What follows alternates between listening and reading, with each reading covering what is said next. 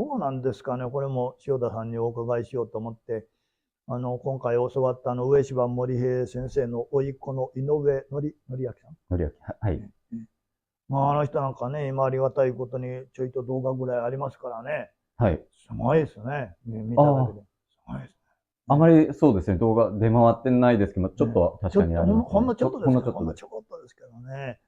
あの方はやっぱり、ちょっと調べた感じですと、上柴先生以上に大元のはい。教えを深く大事にしてたってね、書いてますね。なんかそうです。ちょっとね、はい。ですよね。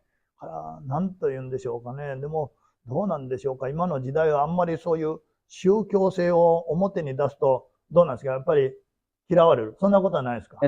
なので、ええ。やっぱり宗教性を消してる、でしょうね。ますね。でしょうね。でしはい。ょうね。でもその井上則明先生ってええ。方、多分こう視聴者の方あまり知らない方が多いと思うんです。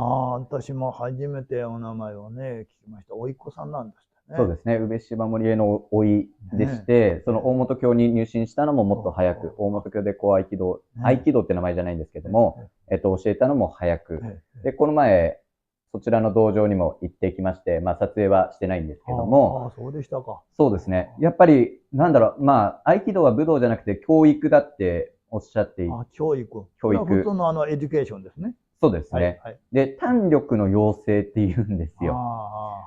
で、さっきの公然の気もそうですけど、まあ、動じない心、まあ、胆力って調べてみると、なんか動じない心みたいな感じですけども、まあ、そういったことの要請だったりするんで、またその胆力を調べてみると、横田館長のブログにも書いそうてあったなんですか。こりとか、れは恐縮で。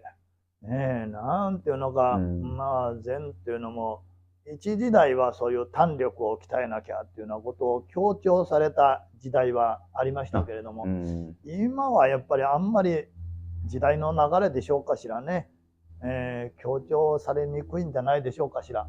うん、むしろ、なんていうのかな、今、この、マインドフルネスじゃありませんけれども、ストレス社会の中で、リラックスかな、くつろいで、この疲れを解き放って、本来の自分に戻りましょうというような解き方をしていることの方が多いですよね。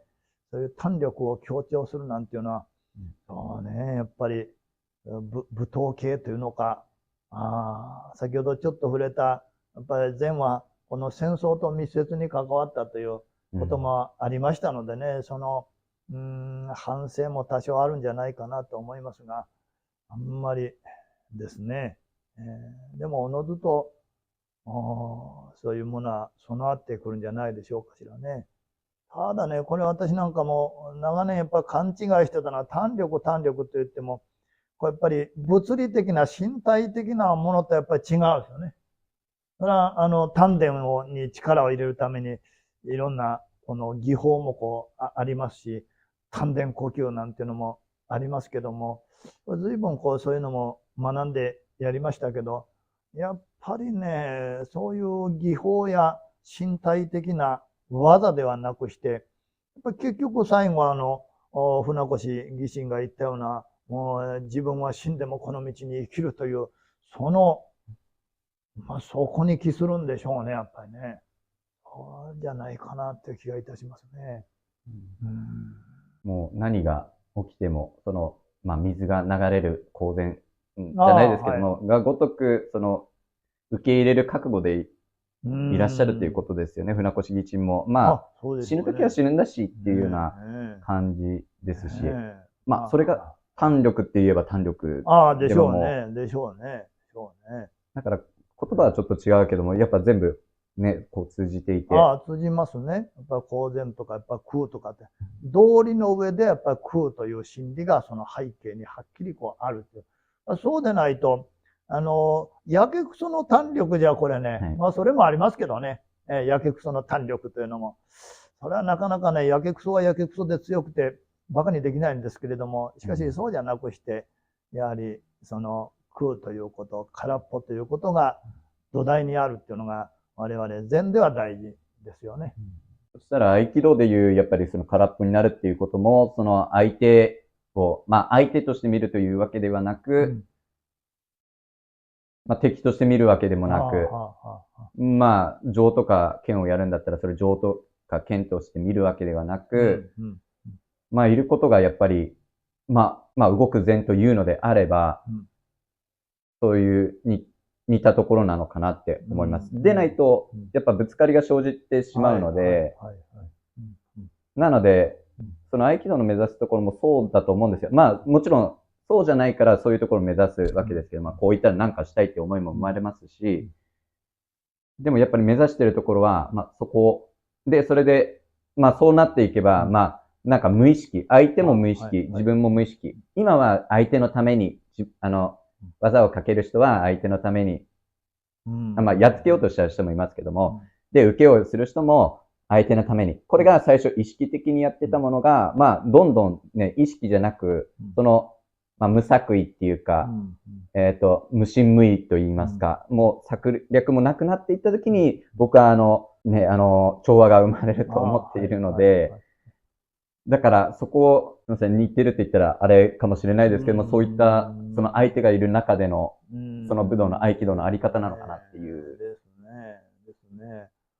ちょっとね、その丹田というのは単なる肉体的なものではないだろうという言い方をしてしまいましたけれども、しかし、上柴先生の今ね、動画でいろいろ拝見できますからね、技とか演舞とを拝見すると、いやもう丹田の芸術だなと思って感嘆したんですよね。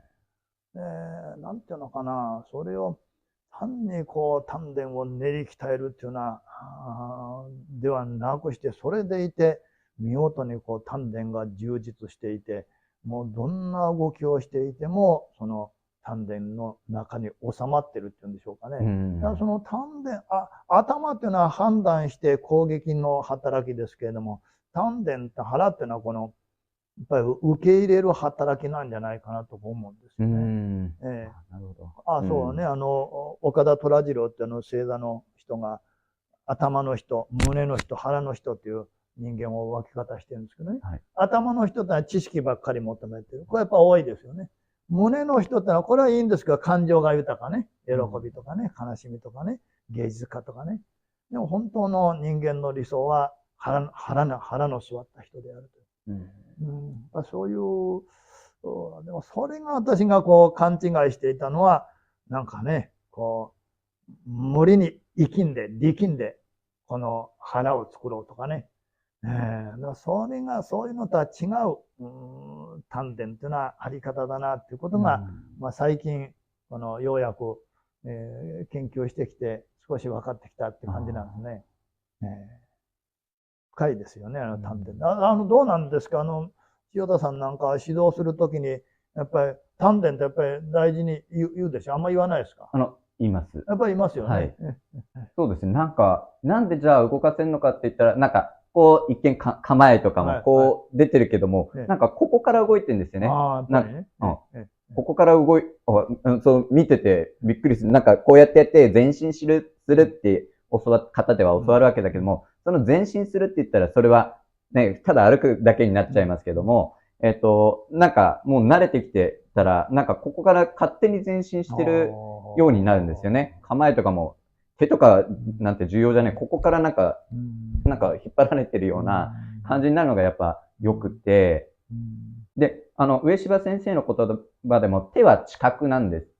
手は知覚なんです。ただ、なんかしようと思うわけじゃなくて、自然となんか、足も動かしちゃいけない。足はここから繋がってるものなので、って言うんですよね。その、ちょっと意味は少し分かってきたかなっていう。だからまあ全部ここから。なるほど。はい。で、下腹ですよね。ですよね。はい。ですよね。それは、やはり、意識を持っていくというやり方で教えますか？よく、腹式呼吸とか、丹田呼吸とかいろいろありますけども。はい。今は、そう言ってから、教えてるので、僕は教わったことはちなみにないんですけども。そうなんですか。ただひたすらやっていただけなんですけども、今の時代には合わないかなと思っていまして、行ってから。丹田ということ。そうですね。今、こういう世の中だいぶ変わって丹田という言葉がかなりこう運動なんかやってる人には通じるようになってきましたね。はい、そうですね。かつてはね、丹田って何それっていう感じがありましたけれども、いろんな、ああいうアスリートの世界でも、やっぱりそこは体幹を整える中心だっていうようなことはみんな気づいておられますから、その点はちょっと言いやすくなってきましたですよね。そうですね。そのプロの、なんか、いろんな方がプライベートレッスンで、こう、いらっしゃったりするんですけども、丹田を鍛えたくてって言ってくるんで。やっぱり、塩田さんのところに。そうですね。なので、すぐ使える。もう、すぐ自分で体感できるようなことをやっていただいて、まあ、でも結局訓練するのは難しかったりするんですけども、まあ、体感、これでなんとなく意識を持ってからこうやっていくとやっぱり変わってくるのかなっていう。なるほど。で、それが、塩田さんが言っておられた、究極は自然体よね。自然体で、しかも丹田が充実しているのが失われないようになると、これが、やっぱり、公然の気が満ちた状態になるんじゃないですかしらね。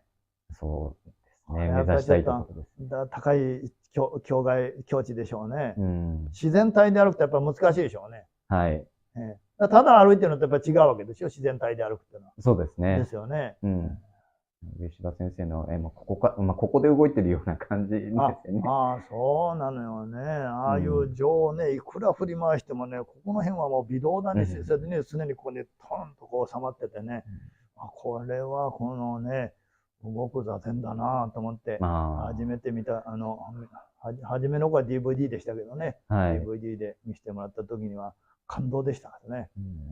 最初は頭、次胸、その次ここ。なんかここになった状態で動けてるから動く座禅っていう感じなんですよね。でしょうね。いいですね。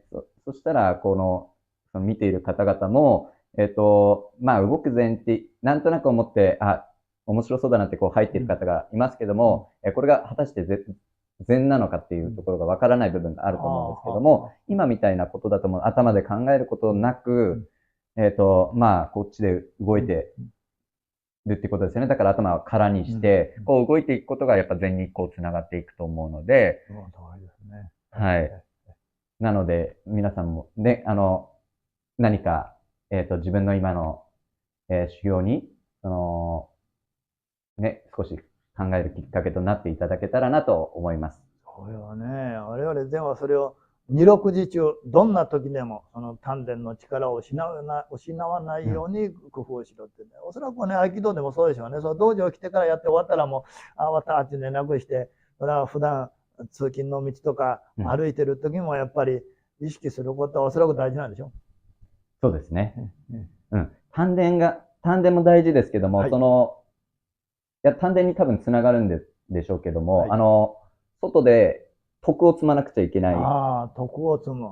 徳を積む。だからいいことしよう。一日一善じゃ物足りないんですけども、だからおばあちゃんが松屋で困ってる時には、大丈夫ですかって言って、こうやってあげる。まあ、それは意識的にちょっとやってるからあれだけども、それが無意識になっていくと、やっぱ、そういう感じになっていくんだと。それやっぱりこう、なんていうかな、気が柔らかくなっていくんじゃないでしょうかね。そういう、そういうのは、まあ、慈悲というのかな、徳を積む行いをやってるとね。